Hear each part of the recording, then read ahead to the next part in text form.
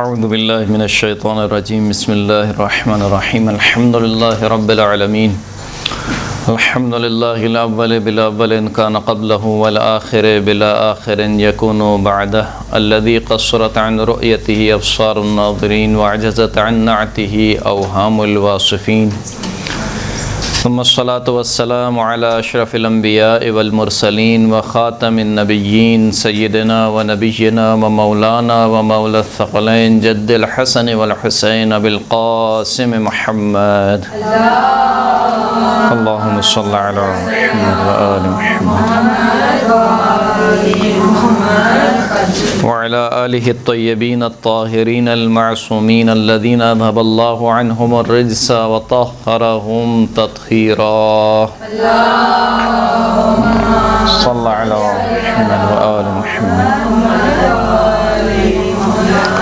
واللعنۃ الدائمۃ علی اعدائہم اجمعین اما بعد فقد قال امیر المؤمنین علی بن ابی طالب زوروا موتاکم فإنهم يفرحون بزیارتکم۔ مولا کائنات امیر المؤمنین علی بن ابی طالب علیہ السلام کا ایک قول آپ کی خدمت میں ثناء کلام کے طور پر پیش کیا۔ مولا کائنات فرماتے ہیں کہ زوروا موتاکم، جو تمہارے مردے ہیں ان کی زیارت کو جایا کرو، یعنی قبرستان کی زیارت کو جایا کرو۔ کیوں جائیں؟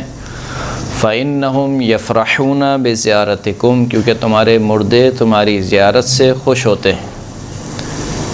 جیسے عام طور پر مہمان آنے سے انسان خوش ہوتا ہے، اسی طریقے سے ہمارے مردے ہماری زیارت سے خوش ہوتے ہیں۔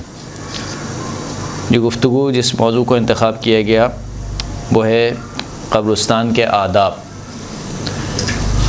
قبرستان ایک عبرت کی جگہ ہے، ویسے تو یہ خود پوری کی پوری دنیا دار ابتلا ہے اور دار عبرت ہے، لیکن بالخصوص قبرستان کو جائے عبرت قرار دیا گیا، اور اسی وجہ سے کہا گیا کہ مردوں کی زیارت کو جاؤ، قبور کی زیارت کو جاؤ اور وہاں سے عبرت حاصل کرو۔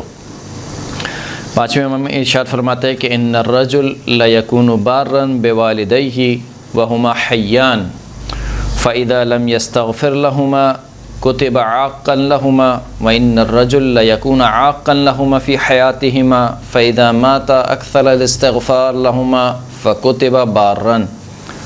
کچھ اولاد ایسی ہوتی ہے کہ جو والدین کی زندگی میں تو والدین کے ساتھ نیکی کرنے والی ہوتی ہے، لیکن جیسے ہی والدین اس دنیا سے رخصت ہوتے ہیں والدین کو بھول جاتی ہے، نہ والدین کے لیے دعا، نہ والدین کے لیے استغفار، نہ والدین کے لیے صدقہ، حتیٰ قبرستان جانا بھی بھول جاتے ہیں۔ ایسے افراد کو جو والدین کی زندگی میں تو ان کے ساتھ نیکی کرنے والے تھے، لیکن جب وہ اس دنیا سے رخصت ہو جاتے ہیں تو ان کو بالکل بھول بھال جاتے ہیں۔ ایسے افراد کو عاق کے والدین لکھا جاتا ہے۔ عاق یعنی والدین کا نافرمان، جی، جو والدین کی زندگی میں بہت والدین کا خیال رکھتا ہے، لیکن جب والدین اس دنیا سے رخصت ہو جاتے ہیں تو ان کا کوئی خیال نہیں رکھتا، نہ ان کے لیے دعا، نہ استغفار، نہ صدقہ، نہ ان کی قبروں پہ جانا، کچھ نہیں۔ ایسے افراد کو کیا لکھا جاتا ہے؟ عاق، یعنی والدین کا نافرمان۔ کچھ افراد وہ ہوتے ہیں کہ جو والدین کی زندگی میں عاق کے والدین ہوتے ہیں، یعنی والدین کی زندگی میں نافرمان ہوتے ہیں، نہ ان کا کہنا مانتے ہیں، نہ مثال کے طور پر ان کا خیال رکھتے ہیں، نہ ان کی ضروریات کا خیال رکھتے ہیں، کچھ نہیں۔ لیکن جب والدین اس دنیا سے رخصت ہو جاتے ہیں تو یہ بیٹا یا بیٹی جو کہ والدین کی زندگی میں ان کی نافرمانی کر رہا تھا یا کر رہی تھی، لیکن ان کے دنیا کے رخصت ہو جانے کے بعد اب جب اسے احساس ہوتا ہے کہ کیا چیز اس سے چھین لی گئی ہے، وہ کیا شخصیات تھی جو میری زندگی سے رخصت ہو گئی ہیں، تو اس کو افسوس ہوتا ہے، اور افسوس ہونے کے بعد پھر یہ والدین کے لیے استغفار بھی کرتا ہے، والدین کے لیے دعا بھی کرتا ہے، والدین کی قبر پہ بھی جاتا ہے۔ ایسے افراد کو کیا لکھا جاتا ہے؟ بارم بوالدہ، یعنی والدین کے ساتھ نیکی کرنے والا لکھا جاتا ہے۔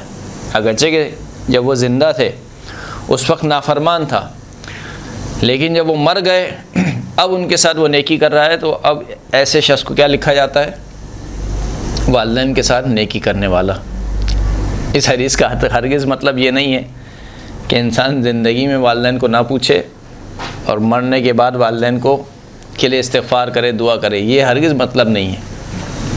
اس حدیث کا مطلب یہ ہے کہ چاہے والدین زندہ ہوں یا والدین اس دنیا سے رخصت ہو گئے ہوں، دونوں حالتوں میں انسان کو اپنے والدین کا خیال رکھنا چاہیے، اپنے والدین کے ساتھ نیکی کرنی چاہیے، زندہ ہوں جب بھی، جب وہ اس دنیا سے رخصت ہو جائیں تب بھی۔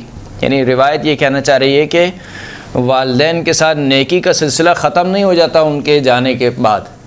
یہ نہ سمجھے کہ والدین اس دنیا سے چلے گئے تو اب نیکی کا سلسلہ ختم ہو گیا، نہیں، ابھی بھی آپ کو ان کے ساتھ نیکی کرنی ہے۔ کیا نیکی کرنی ہے؟ ان کے لیے دعا کرنی ہے، ان کے لیے استغفار کرنی ہے، ان کے لیے صدقہ نکالنا ان کی جانب سے، ان کے لیے مثال کے طور پر ثواب جاری کا کوئی کام انجام دینا ہے، ان کی قبور کی زیارت، قبروں پر جانا ہے، ان کی قبروں پر جا کر ان کے لیے دعا کرنی ہے، ان کے لیے قرآن مجید پڑھنا ہے۔ یہ سارے وہ کام ہیں جو کہ والدین کے ساتھ نیکی شمار ہوتے ہیں۔ صلوات پڑھیں محمد و آل محمد۔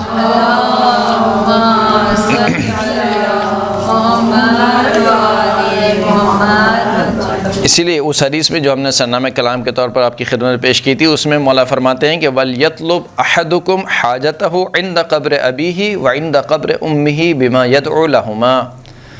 تمہیں چاہیے کہ اپنی والدین کی قبر پر جاؤ اور اپنی حاجت کو اپنے والدین کے وسیلے سے طلب کرو۔ یعنی اگر تمہاری کوئی ضرورت، کوئی حاجت ہے وہ پوری نہیں ہو رہی ہے، کوئی دعا ہے وہ دعا پوری نہیں ہو رہی ہے، بالخصوص والدہ کی قبر پر، انسان اپنی والدہ کی قبر پہ جائے یا اپنے والد کی قبر پہ جائے اور وہاں پر جو ان کے لیے دعا کر رہا ہے اس کو وسیلہ قرار دے، خداوند کریم کو اپنے والدین کا وسیلہ قرار دے اور وہاں پر دعا کرے۔ یہ ان مواقع میں سے ہے کہ جہاں پر انسان کی دعا اس کے والدین کے وسیلے سے پوری ہو جاتی ہے۔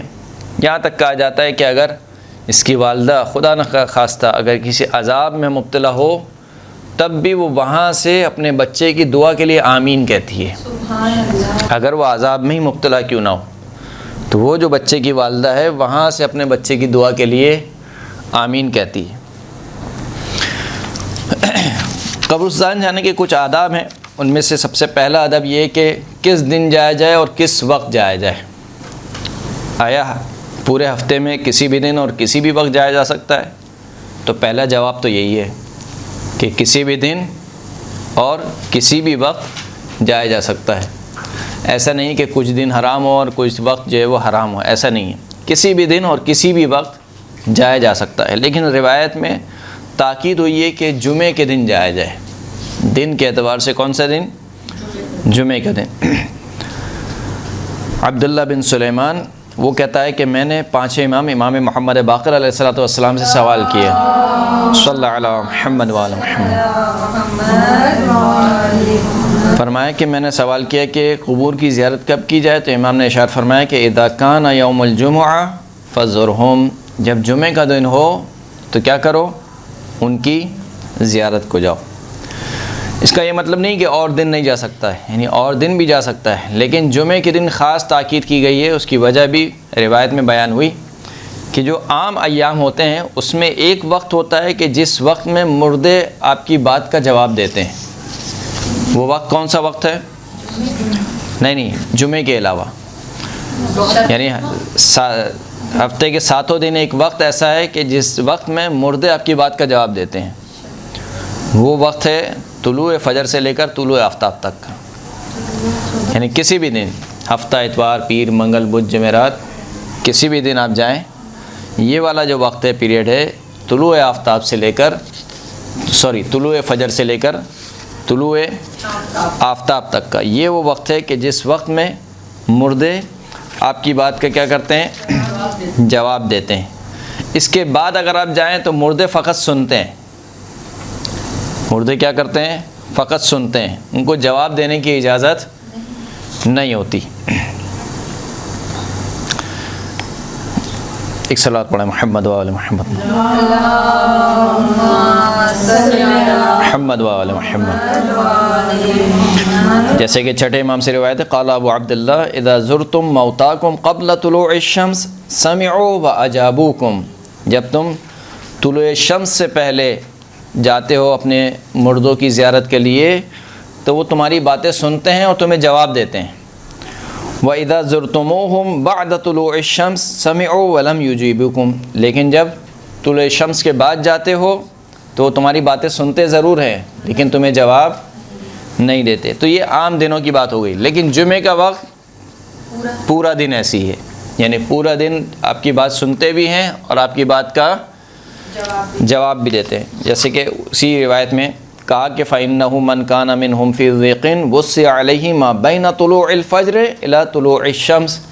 کیونکہ یہ جو طلوع فجر اور طلوع شمس کے درمیان کا جو وقت ہے یہ وہ ہے کہ اگر خدا نخواستہ کسی مردے کو عذاب بھی ہو رہا ہے یا اگر مردہ تنگی میں بھی ہے، یہ وہ وقت ہے کہ سمجھے ان کا ریسٹ ٹائم ہے. اس ٹائم میں ان کو تھوڑی سی وسعت دی جاتی ہے، ان کے عذاب میں تخفیف کر دی جاتی ہے طلوع فجر سے لے کر طلوع شمس کے درمیان. یعلمون بمن اتاہم فی کل یوم. اور یہ نہ سمجھیں کہ مردے پہچانتے نہیں ہیں، جو بھی مردے کی قبر پر آتا ہے مردہ اس کو جانتا ہے کہ کون میری قبر پر آ رہا ہے. یعنی بالکل برعکس ہے وہابی فکر کا. وہابی کیا کہتے ہیں؟ مر گیا ختم، کچھ نہیں، نہ وہ جان سکتا ہے، نہ وہ سنتا ہے، نہ وہ دیکھتا ہے، اسے کچھ پتہ نہیں ہے. جبکہ خود ہی اہل سنت کی روایتوں میں یہ روایت موجود ہے کہ مردے سنتے ہیں، یہاں تک کہ تمہارے سواریوں کی جو نال کی آواز ہے، یعنی گھوڑے کی نال کی جو آواز ہے وہ بھی مردے سنتے ہیں. تو امام ارشاد فرماتے ہیں کہ ہر دن جو بھی مردے کی زیارت کے لیے آتا ہے وہ اس کو پہچانتے ہیں، جانتے ہیں. فَإِذَا طَلَعَتِ الشَّمْسُ كَانُوا صُدًى. لیکن جب سورج طلوع ہو جاتا ہے پھر جو وہ دوبارہ اسی حال میں آ جاتے ہیں. یعنی جو اگر خدا نخواستہ عذاب میں گرفتار ہے تو اس کا عذاب دوبارہ شروع ہو جاتا ہے یا پھر اس کو جواب دینے کی اجازت نہیں ہوتی. قلت، راوی نے سوال کیا فَيَعْلَمُونَ بِمَنْ أَتَاهُمْ فَيَفْرَحُونَ بِهِ. بس وہ ہمیں جانتے ہیں، یعنی جو بھی شخص ان کی قبر پر آتا ہے اس کو جانتے ہیں اور اس کے آنے سے وہ خوش ہوتے ہیں. قال نعم. امام نے فرمایا کہ ہاں، مردے جو بھی اس کی قبر پر آتا ہے اس کے آنے سے خوش ہوتے ہیں. ایک ہمارے یہاں اسے کہہ دینا چاہیے کہ ایک عام رواج یہ ہو گیا ہے کہ اگر قبر بہت زیادہ پرانی ہو جائے تو جانا چھوڑ دیتے ہیں. یہ کام نہیں کرنا چاہیے، بلکہ جیسے کہ امام نے ارشاد فرمایا کہ مردے آنے سے خوش ہوتے ہیں.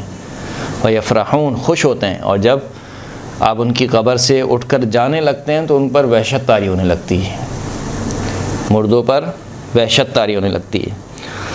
وَيَسْتَوْحِشُونَ لَهُ إِذَا انصَرَفَ عَنْهُمْ.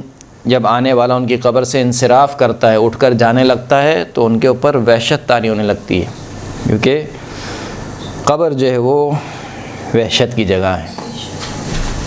واقعاً قبر سے کیا کرنا چاہیے؟ ڈرنا چاہیے. یعنی ہمارے اعمال تو کچھ نہیں ہے اور ہم ایسے پھرتے ہیں کہ جیسے ہمیں کھلی چھوٹ ہے. وہ ہستیاں کہ جنہوں نے پوری زندگی، یعنی جن کا کردار پانی کی طرح شفاف ہے. مثال کے طور پر جناب خدیجہ سلام اللہ علیہ، اللہم صلی علی محمد وعلی محمد. جناب خدیجہ جن کے کردار میں کوئی شک و شبہ نہیں ہے. یعنی وہ زمانہ جاہلیت میں ان کا لقب طاہرہ تھا. زمانہ جاہلیت میں، یعنی جب وہ اسلام نہیں لائے تھیں اس وقت ان کو طاہرہ کہا جاتا تھا.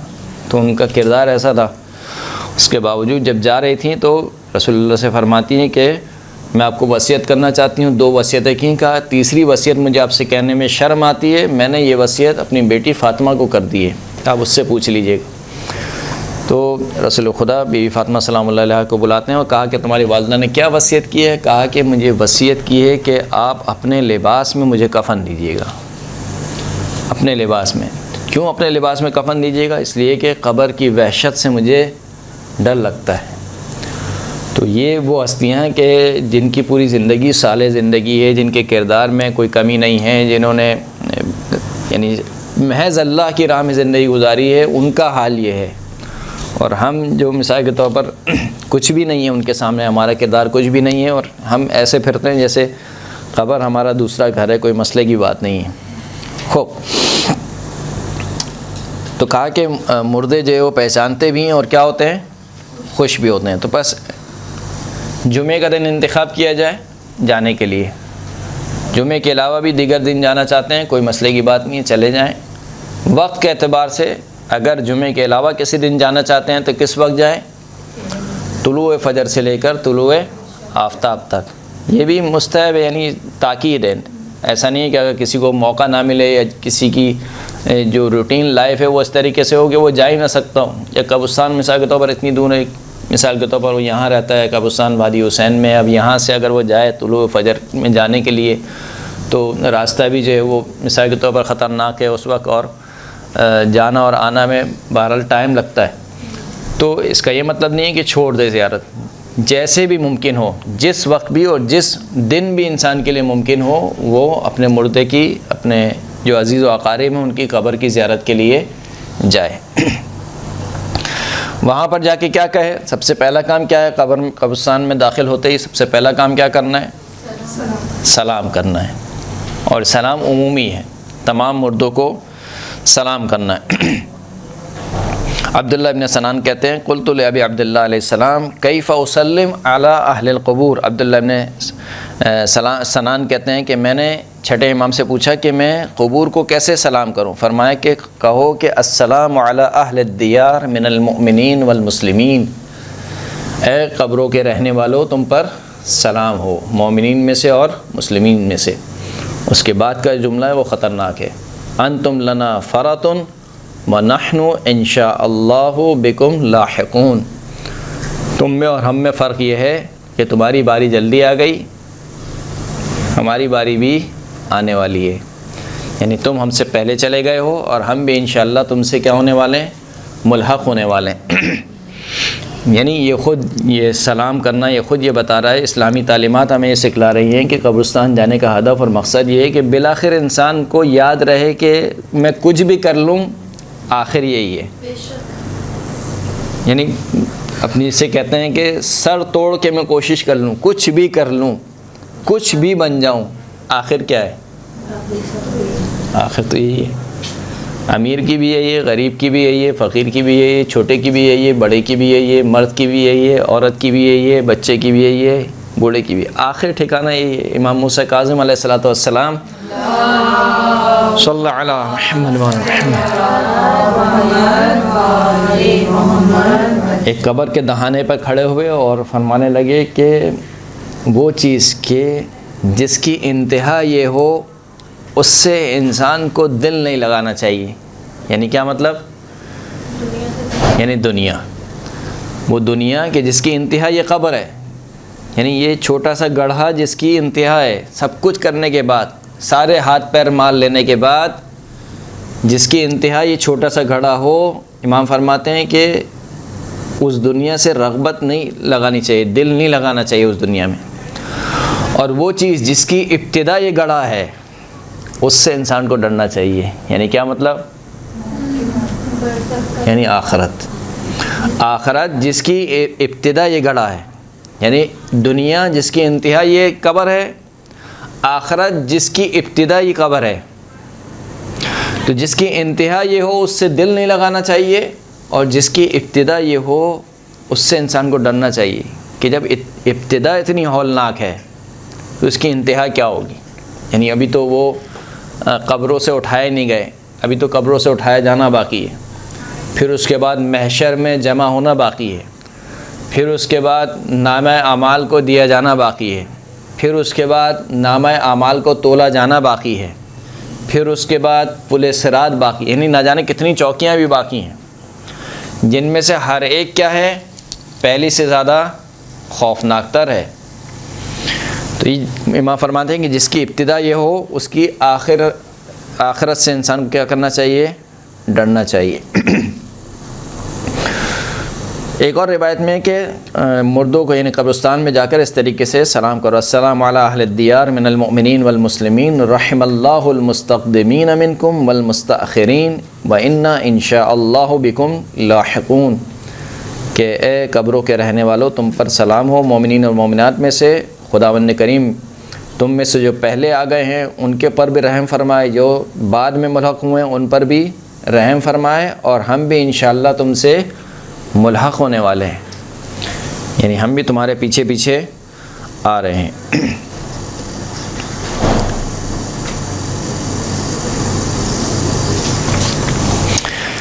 تو پہلا کام یہ کرنا چاہیے کہ قبر پہ یعنی عمومی سلام کرے، قبرستان میں جیسے داخل ہو سلام کرے، سلام کرنے کے بعد پھر جائے اپنی جو بھی متعلقہ قبر ہے اس قبر پر جائے. اس قبر پر جانے کے کچھ اعمال ذکر ہوئے روایت میں. پہلا کام کیا ہے جیسے کہ ہم کرتے بھی ہیں. عن ابن ابی عمیر عن بعض اصحابہ قال سألت ابا عبداللہ عن رش الماء علی القبر. میں نے چھٹے امام سے پوچھا کہ قبر پر پانی چھڑکنے کے بارے میں کیا حکم ہے. پانی چھڑکا جاتا ہے قبر کو. فرمایا کہ یتجافى عنہ العذاب ما دام الندى في التراب. جب تک اس کی جو قبر کی مٹی ہے وہ گیلی رہتی ہے اس وقت تک اس قبر سے عذاب کو دور کیا جاتا ہے. یعنی دوسرا کام کیا ہے؟ قبر پر پانی چھڑکنا، رش الماء جسے کہتے ہیں. قبر پر پانی چھڑکا جائے جو کہ سبب بنتا ہے کس چیز کا؟ کہ صاحب قبر سے اگر خدا نخواستہ وہ عذاب میں مبتلا ہے تو جب تک یہ اس کی قبر کی مٹی گیلی رہے گی صاحب قبر سے عذاب دور ہوتا جائے گا.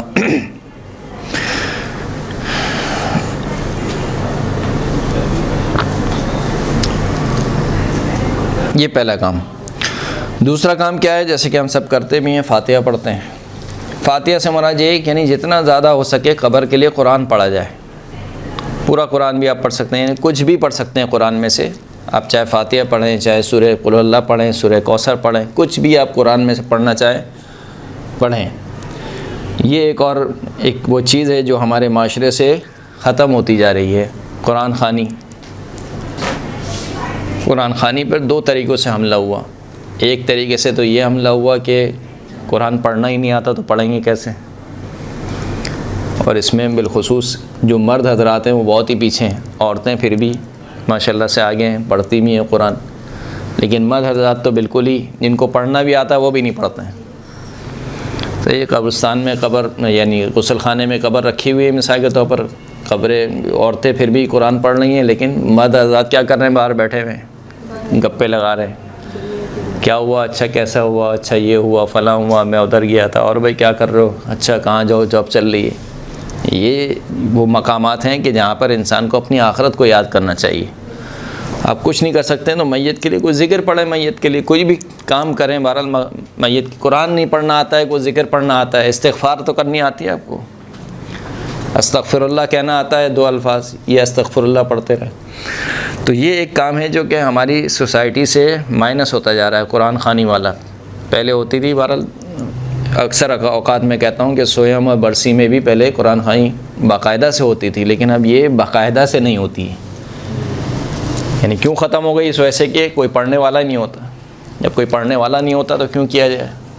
حالانکہ روایات اہل بیت اطہار، تعلیمات اہل بیت اطہار میں سے ہمارا مرنے والا جو ہے وہ کوئی شخص بھی بی بی فاطمہ کے قدموں کی خاک کے برابر بھی نہیں ہے. لیکن اس کے باوجود جناب سیدہ سلام اللہ علیہا جب رخصت ہو رہی ہیں، صلی اللہ علیہ محمد وآل محمد، جب رخصت ہو رہی ہیں تو وصیتوں میں سے ایک وصیت کیا ہے؟ علی میری قبر پر قرآن پڑھنا. کیوں قرآن پڑھنا؟ کیونکہ اس وقت مردے کو سب سے زیادہ کس کی ضرورت ہے؟ ایک انس دینے والی چیز، یعنی جس سے مردہ انس حاصل کرے، محبت حاصل کرے. وہ کیا چیز ہے؟ قرآن مجید ہے. قرآن مجید کی تلاوت کی جائے. اور قرآن مجید میں جیسے کہ ہم نے کہا کہ کوئی بھی سورہ انسان پڑھ سکتا ہے. قرآن یعنی قرآن میں سے جو چاہے پڑھنا چاہے انسان پڑھ سکتا ہے، لیکن کچھ چیزیں ہیں جس کی خاص تاکید کی گئی ہے. جن میں سے پہلی چیز کیا ہے؟ مثلا سورہ انا انزلنا، سورہ انا انزلنا پڑھے. امام علی رضا علیہ الصلوۃ والسلام فرماتے ہیں کہ اللہم صلی علی محمد وآل محمد، ما من عبد مؤمن زار قبر مؤمن فقرأ عنده انا انزلناه في ليلة القدر 7 مرات الا غفر اللہ له ولصاحب القبر. کوئی شخص بھی، کوئی بندہ مومن بھی اپنے مومن بھائی کی قبر پر نہیں جاتا ہے یہاں تک کہ جانے کے بعد اس کی قبر پر 7 مرتبہ سورہ مبارکہ انا انزلنا کی تلاوت کرے، مگر یہ کہ اللہ اسے بھی بخش دیتا ہے، صاحب قبر کو بھی بخش دیتا ہے. یعنی جتنے اعمال ہم بیان کر رہے ہیں یا جو جانا بیان کر رہے ہیں، یہ ایسا نہیں کہ یہ اجر فقط جو ہے مردے کے لیے، بلکہ جو شخص زیارت کرنے کے لیے جا رہا ہے اس کے لیے بھی وہی اجر ہے.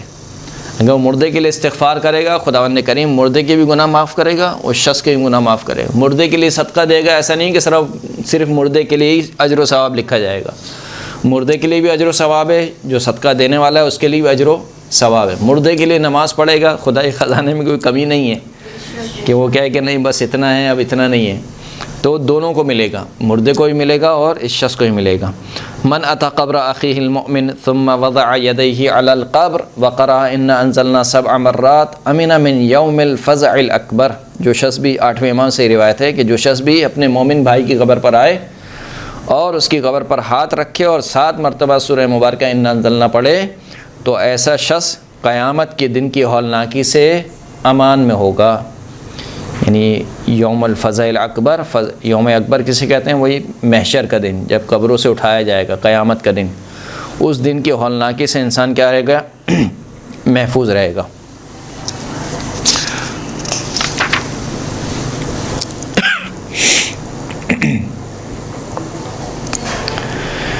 اس کے علاوہ بھی کچھ اور قرآن مجید کی آیات اور سورہیں ہیں کہ جن کے بارے میں تاکید کی گئی ہے، جیسے کہ رسول خدا صلی اللہ علیہ وآلہ وسلم ارشاد فرماتے ہیں صلی اللہ علی محمد وآل محمد اذا قرأ المؤمن آیۃ الکرسی وجعل ثواب قراءته لأہل القبور جعل اللہ له من كل حرف ملکا یسبح له الى یوم القیامہ۔ جو شخص بھی سورہ مبارکہ آیت الکرسی کی تلاوت کرے، جو شخص بھی آیت الکرسی کی تلاوت کرے اور اس کے ثواب کو ہدیہ کرے اہل قبور کے لیے، مرنے والے کے لیے، تو خداوند کریم ہر حرف کے بدلے ایک فرشتہ خلق فرماتا ہے۔ آیت الکرسی کے ہر حرف کے بدلے، ہر لفظ نہیں، ہر حرف کے بدلے۔ اللہ میں کتنے حرف ہیں؟ 1 2 3 4، یعنی 4 حرفوں کے بدلے۔ اسی طریقے سے اللہ لا الہ الا لگا لیں کتنے حرف ہیں؟ ہر حرف کے بدلے خداوند کریم ایک فرشتہ خلق فرماتا ہے جو اس کے لیے قیامت تک تسبیح کرتا رہے گا۔ اس شخص کے لیے جس نے آیت الکرسی کی تلاوت کی اور مردے کو ہدیہ کی تو خداوند کریم ایک فرشتہ ہر حرف کے بدلے تسبیح فرمائے گا۔ تسبیح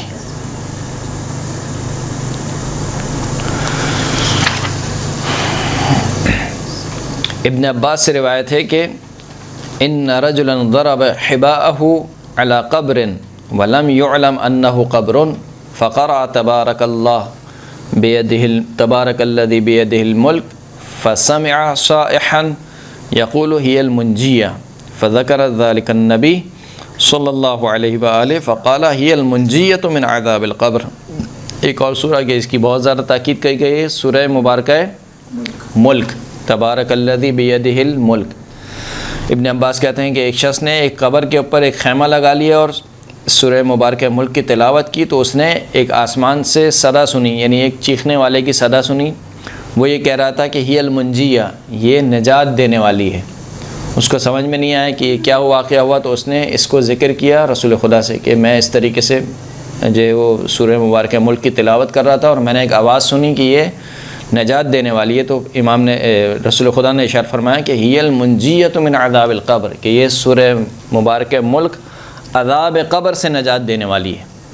یہاں تک کہ ایک اور روایت میں ہے کہ اگر کوئی شخص سورہ مبارکہ ملک کی تلاوت کرے اور مرنے والے کو ہدیہ کرے تو یہ مرنے والے پر روشنی کی چمک سے زیادہ تیز، یعنی اس سے پہلے پہنچ جاتی ہے، اور اس کو اگر قبر کی ہولناکی میں وہ مبتلا ہے تو اس کو قبر کی ہولناکی سے نجات دینے والی ہے۔ تو سورہ مبارکہ ملک کی انسان کیا کرے؟ تلاوت کرے۔ اسی طریقے سے سورہ مبارکہ یاسین، سورہ یاسین کی انسان تلاوت کرے مرنے والے کے لیے اور وہ مرنے والے کو ہدیہ کرے۔ فرماتے ہیں کہ من دخل المقابر وقرأ سورہ یاسین خفف اللہ عنہم یومئذ وکان لہ بعدد من فیہا حسنات۔ جو شخص بھی قبرستان میں داخل ہو اور سورہ مبارکہ یاسین کی تلاوت کرے تو خداوند کریم ان تمام قبور سے، اہل قبور سے کیا کرتا ہے؟ ان کے عذاب میں تخفیف دے دیتا ہے، آسانی کر دیتا ہے، اور جتنے بھی مردے دفن ہیں اس قبرستان میں ان تمام مردوں کے برابر حسنات نیکیاں اس شخص کے نامہ اعمال میں لکھی جاتی ہیں جو سورہ مبارکہ یاسین کی تلاوت کرتا ہے۔ تو سورہ مبارکہ یاسین کی تلاوت کرے، سورہ ملک کی تلاوت کرے، سورہ آیت الکرسی کی تلاوت کرے، انا انزلنا کی انسان جو ہے وہ تلاوت کرے، اور فاتحہ تو ہم پڑھتے ہی ہیں، فاتحہ بھی انسان پڑھے۔ اس کے علاوہ کیا کرے؟ اس کے علاوہ کثرت سے استغفار کرے۔ فرمایا کہ ان المیت لیفرح بالترحم علیہ والاستغفار له کما یفرح الحی بالہدیۃ تہدی الیہ۔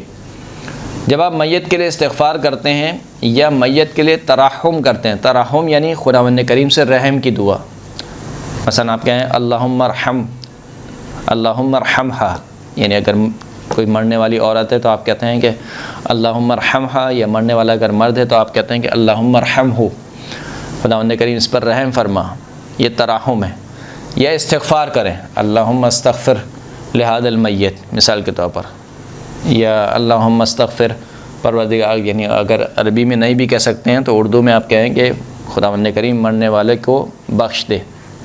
اگر میت کے لیے ترحم کیا جائے تو استغفار کیا جائے تو میت بالکل اسی طریقے سے خوش ہوتی ہے جیسے زندہ لوگوں کو کوئی تحفہ دیا جاتا ہے۔ یعنی آپ کو اگر کوئی تحفہ دے مثال کے طور پر تو آپ کیسے خوش ہوتے ہیں؟ خاص طور پر اگر تحفہ کوئی گراں قیمت تحفہ ہو، صحیح ہے، آپ کو کوئی سونے کا سیٹ دے دے مثال کے طور پر، کوئی سونے کی انگوٹھی دے دے مثال کے طور پر، بریسلیٹ دے دے سونے کا، صحیح ہے، اگر مرد ہے تو مثال کے طور پر آئی فون دے دے کسی کو، گاڑی دے دے کوئی گرینڈی مثال کے طور پر، گھر دے دے، تو کیسے خوش ہوتا ہے انسان؟ کہا میت اسی طریقے سے خوش ہوتی ہے۔ اگر میت کے لیے کیا کیا جائے؟ ترحم کیا جائے، اور میت کے لیے استغفار کیا جائے، تو کثرت سے جا کر میت کے لیے ترحم کریں، رحم کی دعا کریں اس کے لیے، اور استغفار کی دعا کریں کہ پروردگار اس مرنے والے کو بخش دے۔ اسی طریقے سے ایک اور جو اہم کام ہے، سب سے زیادہ اہم کام ہے، یعنی روایت میں جس کا بہت زیادہ فائدہ بیان ہوا ہے مرنے والے کے لیے انجام دیا جائے، وہ کیا کیا جائے؟ صدقہ دیا جائے۔ مرنے والے کے لیے صدقہ دیا جائے۔ یہ ضروری نہیں قبرستان میں کیا جائے، یعنی اگر آپ اپنے گھر میں بھی ہیں، شہر میں بھی ہیں، تب بھی اگر آپ مرنے والے کے لیے صدقہ دیں تو یہ کام بہت ہی مفید بیان کیا گیا ہے اس مرنے والے کے لیے۔ اگر آپ چاہتے ہیں کہ اپنے مرنے والے کو بہت زیادہ فائدہ پہنچے، دیکھیں جو بندہ اس دنیا سے چلا گیا بالآخر اس کا نامہ اعمال بند ہو چکا ہے۔ اب جب بند ہو چکا ہے تو وہ اگر چاہے بھی تو نہ وہ 2 رکعت نماز پڑھ سکتا ہے، حتیٰ سجدہ بھی انجام نہیں دے سکتا، حتیٰ تسبیح بھی نہیں کر سکتا، اس کا نامہ اعمال بند ہو چکا ہے۔ اب جب اس کا نامہ اعمال بند ہو چکا ہے تو سب سے پہلی چیز جو آپ کو اس کی طرف سے انجام دینی ہے، سب سے پہلے اس کی طرف سے واجبات کو انجام دیں، کیونکہ بالآخر اگر وہ واجبات چھوڑ کے گیا، اس کی گردن پر واجبات ہیں، تو یہ کام صحیح ہے، مستحب ہے، اپنی جگہ ہے، لیکن کیونکہ اس کے گردن پر ایک چیز موجود ہے، اس کا عذاب اس کو ملنا ہے بالآخر۔ ان کاموں کے ذریعے سے صحیح ہے، کچھ دیر کے لیے اس کو تخفیف مل جائے گی، کچھ عرصے کے لیے اس کو مثال کے طور پر ریلیف مل جائے گا، لیکن اگر اس نے نمازیں نہیں پڑھی ہیں تو بالآخر اس کو اس کا عذاب جھیلنا ہے۔ اگر اس نے روزے نہیں رکھے ہیں تو بالآخر اس کو اس کا عذاب جھیلنا ہے۔ اگر اس نے خمس نہیں دیا ہے، کوئی مالی کسی کا حق گردن پر تھا کھا گیا ہے، کسی سے قرضہ لیا تھا وہ قرضہ اس نے نہیں دیا ہے، تو بالآخر اس کا حساب اس کو دینا ہے۔ یہ تمام کام جو آپ انجام دیں گے یہ فائدہ ضرور دیں گے، لیکن اگر آپ چاہتے ہیں کہ اصل فائدہ آپ مردے کو پہنچائیں، کہ جس کے ذریعے سے آپ کہنا چاہیں کہ اس کی گردن کو چھڑوا لیں اس کی گردن کو، تو سب سے پہلے واجبات کو ادا کریں اس کی جانب سے، اس کی نمازوں کو ادا کریں، اس کے روزوں کو ادا کریں، مالی حق اگر کسی کی گردن پہ رہ گیا اس کی جانب سے ادا کریں، یا مثال کے طور پر شخص کے پاس جائیں، کہیں کہ مرنے والے کا مثال کے طور پر قرضہ تھا یا جو بھی تھا، تم اس کو معاف کر دو، اللہ کے لیے معاف کر دو، آج تم اللہ کے لیے معاف کرو گے خدا تمہیں معاف کرے گا۔ تو یہ کام زیادہ ضروری ہیں سب سے پہلے۔ ہمارے یہاں دوسرے کام ہوتے ہیں، ان کے اوپر بہت پیسہ بھی خرچ ہوتا ہے، یعنی اور زحمت بھی کافی اٹھاتے ہیں۔ مثال کے طور پر سوہم ہو رہا ہے، مجلس ہو رہی ہے، مجلس امام حسین ہو رہی ہے، چہلم ہو رہا ہے، اس کے اندر مثال کے طور پر کھانا کھلایا جا رہا ہے، یہ سارے کام فائدہ مند ہیں، میں یہ نہیں کہہ رہا کہ فائدہ مند نہیں ہے، لیکن پہلے کیا کرنا چاہیے؟ سب سے پہلے جو کام کرنا چاہیے، اگر میت کے واجبات ہیں ان واجبات کو ادا کیے جائیں سب سے پہلے، پھر اس کے بعد یہ سارے کام آپ انجام دیں یا اس کے ساتھ انجام دیں، کوئی مسئلے کی بات نہیں ہے۔ میت کے لیے مثال کے طور پر مجلس اعزا برپا کریں، امام حسین سے بڑھ کر کوئی وسیلہ نہیں ہے ہمارے لیے، امام حسین کے مصیبت میں بہنے والے آنسو سے بڑھ کر کوئی چیز ہے نہیں ہمارے دامن میں کہ ہم خدا کی بارگاہ میں وسیلہ قرار دے سکیں یا اپنے عمل کے طور پر پیش کر سکیں۔ واقعاً اگر ہمارا نام اعمال کسی چیز سے روشن ہے تو وہ فاطمہ کے لال حسین پر بہنے والے آنسوؤں سے روشن ہے، ورنہ ہمارے نماز روزے اس قابل نہیں ہے کہ ہم اس کو کہیں کہ ہمارا نام اعمال ہے۔ بہرحال تو تمام کے تمام کام انجام دینے چاہیے۔ سب سے پہلے کام جو کرنا چاہیے وہ میت کے واجبات کو ادا کیا جائے۔ پھر جو ہم گفتگو کر رہے تھے کہ میت کی جانب سے کیا کیا جائے، صدقہ دیا جائے۔ اگر آپ صدقہ دیں گے تو کیا ہوگا؟ رسول خدا صلی اللہ علیہ وآلہ وسلم ارشاد فرماتے ہیں، صلی علی محمد وآل محمد، فرماتے ہیں کہ اذا تصدق الرجل بنیت المیت امر اللہ جبرائیل ان یحمل الى قبره 70,000 ملک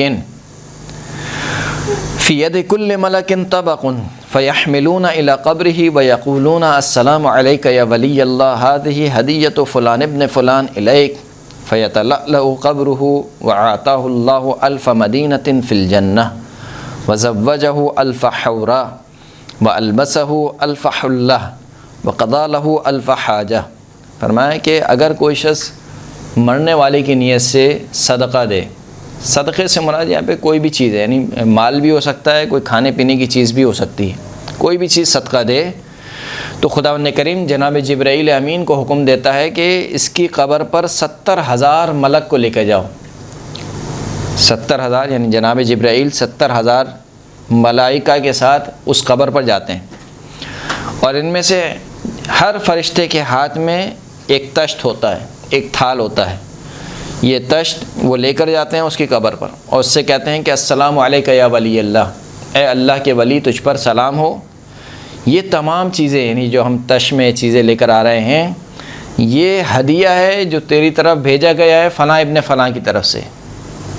یعنی آپ سوچیں کہ اگر خدا نخواستہ خداوند کریم ہمارے والدین کو سلامت رکھے، انہیں صحت و عافیت کے ساتھ طول عمر عطا فرمائے، اگر کسی کی والدہ کا انتقال ہو چکا ہے اور وہ اپنی والدہ کے لیے ہدیہ پیش کرنا چاہتا ہے، صدقہ دینا چاہتا ہے، تو 70,000 ملائکہ ہاتھ میں تش لیے ہوئے آتے ہیں والدہ کے پاس کہ یہ تیرے بیٹے نے ہدیہ بھیجا ہے تیرے لیے، یا یہ تیرے اگر والد کے پاس آتے ہیں کہ یہ تیرے بیٹے نے یا تیری بیٹی نے ہدیہ بھیجا ہے تیرے لیے، یا بھائی کے پاس آتے ہیں یا بہن کے پاس آتے ہیں کہ یہ تمہاری بہن نے یا تمہارے بھائی نے تمہارے لیے ہدیہ بھیجا ہے، اور اس سے کہتے ہیں جب وہ ملائکہ اس کی قبر میں داخل ہوتے ہیں اس سے کہتے ہیں کہ یہ ہدیہ ہے، تو اس کی قبر نور سے بھر جاتی ہے، روشن ہو جاتی ہے، اور خداوند کریم اس کو 1000 شہر عطا کرتا ہے جنت میں، 1000 حوروں سے اس کی شادی کرواتا ہے، یعنی اگر مرد ہے، اور اگر عورت ہے تو ظاہر سی بات ہے غلمان سے شادی کرائے گا، اور اس کو 1000 حلے، 1000 حلے سے مراد نہیں جامع ہے، 1000 حلے اسے جنتی حلے عطا کرتا ہے، اور 1000 اس کی حاجات کو پورا کرتا ہے۔ تو میت کے لیے صدقہ دینا یہ سب سے زیادہ جسے کہنا چاہیے مفید، اور سب سے زیادہ جسے کہنا چاہیے کہ سب سے زیادہ سب سے سریع جلدی پہنچنے والا عمل ہے جو میت کو پہنچ جاتا ہے۔ جیسے کہ ایک اور حدیث میں سرکار ارشاد فرماتے ہیں کہ اہدوا لموتاکم، اپنی میتوں کو ہدیہ دو۔ اصحاب نے پوچھا یا رسول اللہ ما ہدیۃ الاموات، اموات کی جو ہے وہ ہدیہ کیا ہے، تحفہ کیا ہے؟ فرمایا کہ الصدقۃ والدعاء، صدقہ ہے اور دعا ہے۔ قال ان ارواح المؤمنین تأتی کل جمعۃ الی السماء الدنیا بحذاء دورہم وبیوتہم، جو مومنین کی ارواح ہیں وہ ہر جمعے کو کہاں پر آتی ہیں؟ دنیا کے آسمان میں، اور ان کے قبروں کے برابر میں آ کے کھڑی ہو جاتی ہیں، یعنی ان کے قبروں میں جی نہیں کیا بولتے ہیں، مومنین کے گھروں کے پاس آتی ہیں، یعنی مومنین کی ارواح اپنے اپنے گھروں کے پاس آ جاتی ہیں، اپنے اپنے گھروں میں آ کے کھڑی ہو جاتی ہیں اور ہر ایک کو پکارتی ہیں، یعنی جو بھی مثال کے طور پر ہمارے ان کے ریلیٹیو ہیں، جو ان کے اگر والدین ہیں تو والدین کو، بھائی ہیں تو بھائی کو، بہن کو، اپنے بچوں کو پکارتی ہیں۔ ینادی کل واحد منہم بصوت حزین باکین، ایک ایسی آواز کے ساتھ کہ جس میں حزن ہوتا ہے اور گریہ اور پکار ہوتی ہے. وہ پکار کے کیا کہتی ہیں کہ یا اہلی یا ولدی یا ابی، اے میرے اہل و عیال، اے میرے بیٹوں، اے میرے بابا، اے میری ماں، واقربائی، اے میرے رشتہ داروں، اعطف علینا، ہم پر رحم کرو. مردے کیا کہتے ہیں؟ ہم پر رحم کرو، ہم پر مہربانی کرو. یرحمکم اللہ، اگر تم ہم پر مہربانی کرو گے تو اللہ تم پر رحم کرے گا. بالذی کان فی ایدینا، رحم کرو کس چیز کے ذریعے سے؟ اس چیز کے ذریعے سے جو کل تک ہمارے ہاتھوں میں تھا. یعنی کیا مطلب؟ یعنی وہ مال جو کل تک ہمارے ہاتھوں میں تھا آج تمہارے ہاتھوں میں. باپ مر گیا مثال کے طور پر، میراث کہاں گئی ہے؟ بیٹوں میں. صرف بیٹوں میں نہیں، بیٹیوں میں بھی. ہمارے معاشرے میں صرف بیٹوں میں جاتی ہے، لیکن بہرحال میراث ہے وہ بیٹوں کو بھی ملتی ہے، بیٹی کو بھی ملتی ہے، بیوی کو بھی ملتی ہے. تو کہا کہ وہ مال جو کل تک ہمارے ہاتھ میں تھا اسی مال کے ذریعے سے ہم پر کیا کرو؟ رحم کرو. والویل والحساب علینا، وہ مال ہمارے ہاتھ میں تھا جبکہ اس کا جو عذاب ہے اور اس کا جو حساب ہے وہ ہماری گردن پر ہے. یعنی ہم نے سب کچھ کمایا کس کے لیے؟ اولاد کے لیے. والدین کا ایک ہی جملہ ہوتا ہے، بچے کسی قابل ہو جائے بچے کسی قابل ہو جائے اس کے لیے ہم نے خون پسینہ ایک کیا، اتنا مال جمع کیا، مال تمہارے پاس آ گیا، اس مال کا حساب کس کی گردن پر ہے؟ ہماری گردن پر. تو کہا وہ کہتے ہیں کہ دیکھو والمنفعۃ لغیرنا، مال تمہارے پاس چلا گیا، منفعت اس کی مال کی جو فائدہ تھا وہ تم اٹھا رہے ہو، اس کے مزے تم اٹھا رہے ہو، اس کا حساب کس کے اوپر ہے؟ ہماری گردن پر ہے. وَيُنَادِي كُلُّ وَاحِدٍ مِّنْهُمْ إِلَىٰ أَقْرَبَائِهِ، ان میں سے ہر ایک اپنے رشتہ داروں سے کہتا ہے کہ اعطف علینا بدرہم، ہم پر ایک درہم کے ذریعے سے کوئی مہربانی کرو. او برغیف، ایک روٹی کے ذریعے سے، ایک روٹی کے ذریعے سے، یعنی ایک روٹی ہماری نیت سے کیا کر دو؟ صدقہ کر دو. او بکسوت، ایک کپڑے کے ذریعے سے کسی برہنہ شخص کو کپڑے پہنا دو، جس کے پاس کپڑے نہیں ہیں، اس کو کپڑوں کی حاجت ہے، اسے کپڑے دے دو. یکسوکم اللہ من لباس الجنہ، تم اگر یہ کرو گے تو اللہ تمہیں جنت کا لباس پہنائے گا. یہ کہنے کے بعد اللہ کے نبی رونے لگے. اصحاب کہتے ہیں کہ ہم بھی رونے لگے. اور پھر اس کے بعد اللہ کے نبی میں طاقت نہیں رہی کہ وہ کچھ اور کلام کریں، یعنی اتنا گریہ کیا کہ اب اللہ کے رسول سے کچھ گفتگو کرنے کی طاقت نہیں رہی ان میں. لیکن جب گریہ تھوڑا سا تھما تو کہا کہ اولئک اخوانکم فی الدین، دیکھو یہ جو افراد ہیں یہ دین میں تمہارے بھائی ہیں. فصاروا ترابا رمیما بعد السرور والنعیم، یہ سب کے سب تمہارے بھائی تھے، کل تک تمہارے ساتھ بیٹھتے تھے، اٹھتے تھے، بیٹھتے تھے، کھاتے تھے، پیتے تھے، تمہارے ساتھ گپ شپ لگاتے تھے، سب کچھ تمہارے ساتھ کرتے تھے. لیکن آج کیا ہو گئے ہیں؟ صاروا ترابا ورمیم، یہ سب مٹی میں تبدیل ہو گئے ہیں، یہ سب خاک میں تبدیل ہو گئے ہیں. بعد السرور والنعیم، بعد اس کے کہ یہ بہت ہی اچھی زندگی گزار رہے تھے، نعمتوں میں تھے. فَيُنَادُونَ بِالْوَيْلِ وَالثُّبُورِ عَلَىٰ أَنفُسِهِمْ يَقُولُونَ يَا وَيْلَنَا لَوْ أَنفَقْنَا مَا كَانَ فِي أَيْدِينَا، پس یہ تمام کے تمام افراد کیا کرتے ہیں؟ گریہ و زاری کرتے ہیں، ویل و صبور کرتے ہیں، غم و اندوہ کے عالم میں چیخ و پکار کرتے ہیں کہ کاش وہ چیز جو ہمارے ہاتھ میں تھی ہم اس سے اللہ کی اطاعت میں خرچ کرتے اور اس کی رضا میں ہم خرچ کرتے.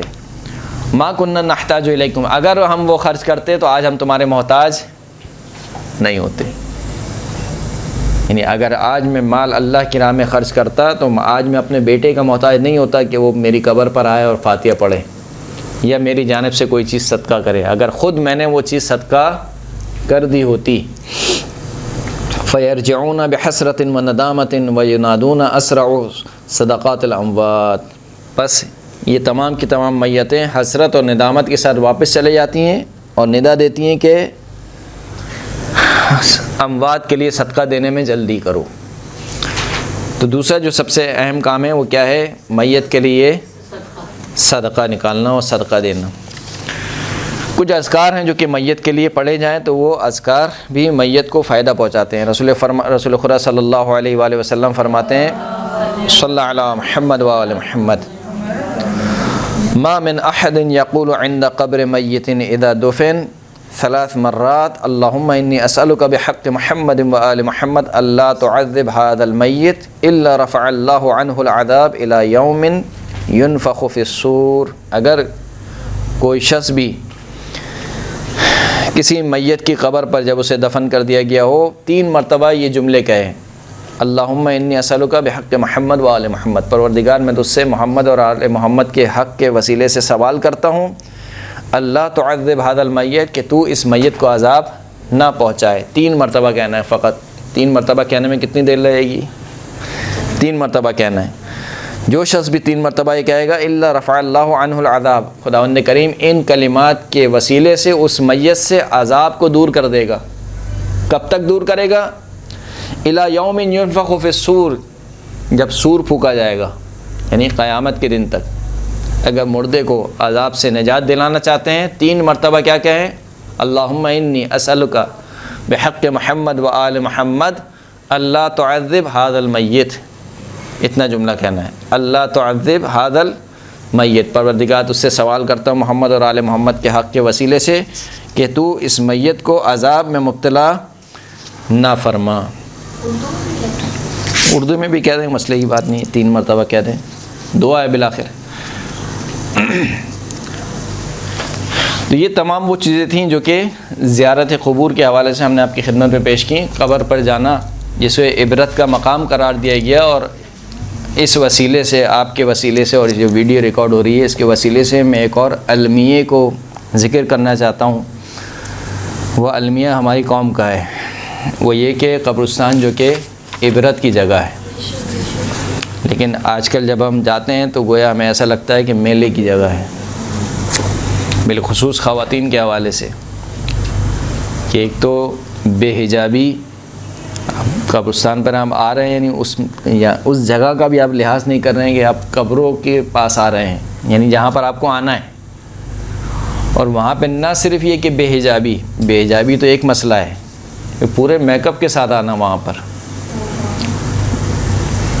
کبھی آپ چلے جائیے، اگر میں کہہ رہا ہوں غلط کہہ رہا ہوں تو مثال کے طور پر شب 15 شعبان جا کے دیکھیے، یا عید والے دن جا کے دیکھیے آپ۔ یہ میں کسی اور کے قبرستان کی بات نہیں کر رہا ہوں، مومنین کے قبرستان کی بات کر رہا ہوں۔ تو یہ خود ہمارے لیے شرمناک ہے۔ ایک تو مکتب تشیع کے لیے شرمناک بات ہے کہ پورا قبرستان مومنین کا قبرستان ہے، اور اس کی حالت یہ ہے، یعنی اگر کوئی بھی شخص جائے اور وہاں پر ویڈیو بنا کر وائرل کر دے کہ دیکھو ان کی عورتیں اس طریقے سے گھوم قبرستان کے اوپر۔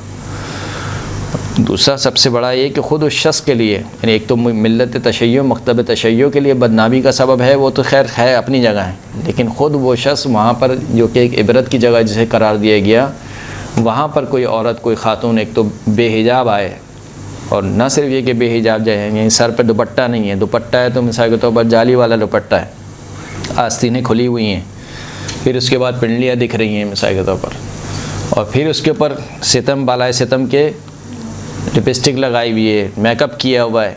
یعنی انسان کسی جگہ جاتا ہے، مثال کے طور پر شادی میں جاتا ہے، وہاں پہ بھی نہیں جانا چاہیے انسان کو، یا مارکیٹ جاتا ہے یا شاپنگ پہ جاتا ہے، وہاں پر بھی انسان کو نہیں جانا چاہیے، لیکن یہ جگہ تو خاص طور پر عبرت کی جگہ ہے، اس جگہ کو نہیں چھوڑا ہم نے، یعنی اب تو صرف میرے خیال سے حرم باقی رہ گئے ہیں ائمہ اطہار کے، وہاں پہ بھی یہ کہ زبردستی پہنائی جاتی ہے چادر، کہ اگر کوئی عورت آ جائے تو اس کو چادر پہنائی جاتی۔